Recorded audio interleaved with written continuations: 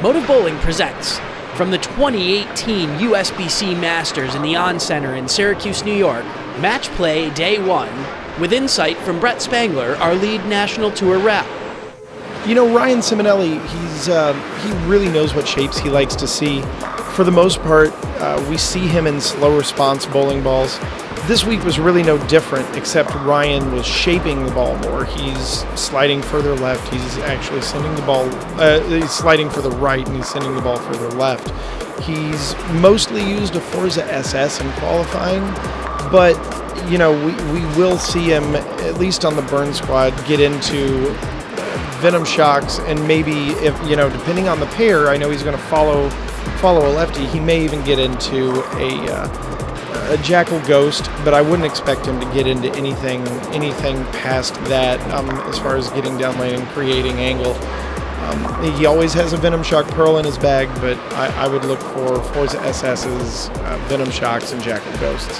Those have been the balls that have been his go-tos pretty much the whole time he's been on staff with us. Chris Lowe loves clean, fast response bowling balls.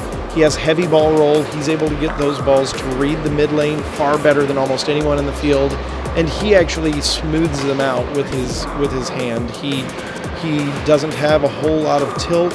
He's capable of manipulating his axis rotation.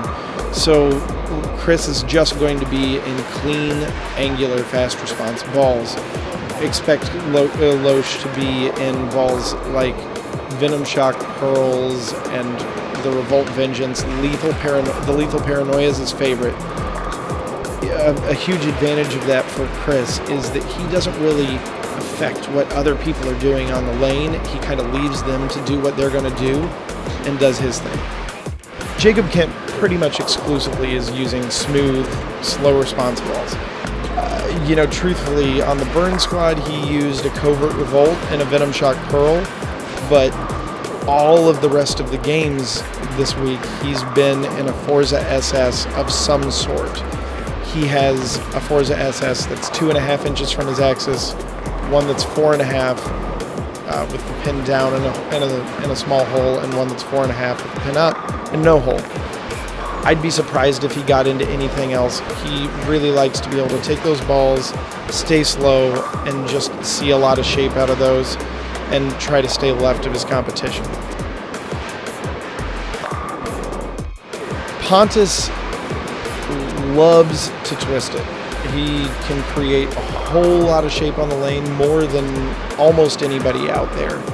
He likes to use big cores. I believe right now his bag is a Jackal Rising, a Jackal Ghost, a Trident, a Revolt Vengeance, and I think that may be about it, but Pontus is going to most of the time be 4 to 5 boards left of whomever he's bowling, and using a big ball to throw it to where they're playing and use what they create to his advantage.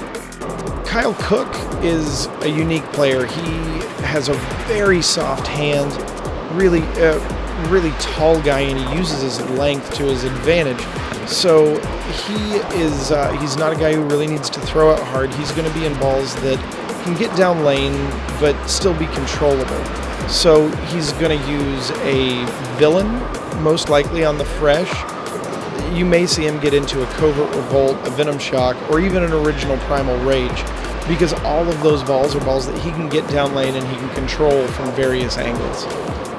He's not going to do a lot to help the people that he's bowling against. He doesn't need to use a lot of surface because he has such good touch and he has such good speed control. So we'll see how that works out for him. I expect him to have a really great weekend. He's had a great week. It's just going to be managing the burn because he had such a hard time on the burn during qualifying. On the fresh, Kyle's going to be very hard to beat this week. Sean Lavery had an amazing week. He did it using the same balls as a whole lot of other people. He used a Villain, a Venom Shock, and a little bit of the Forza SS.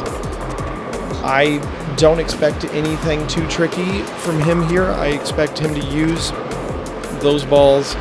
Again, he likes to see a lot of shape. The trick is finding something for him for game one, because that's been where he's had the most trouble this week. We did a villain with the pin fairly close to his axis and a large drill angle with a short VAL angle and no hole. We'll hope that that ball can control the front to back a little bit.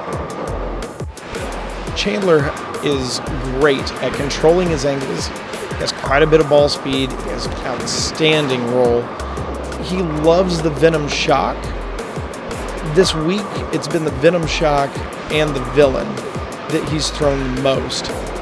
Now, we have also drilled for him a very strong Venom Shock Pearl, because as the pattern progresses, some pairs, if people have used a lot of surface for defensive purposes or to just try to create something in the pattern, he may need to have a weaker cover stock and a more angular cover stock.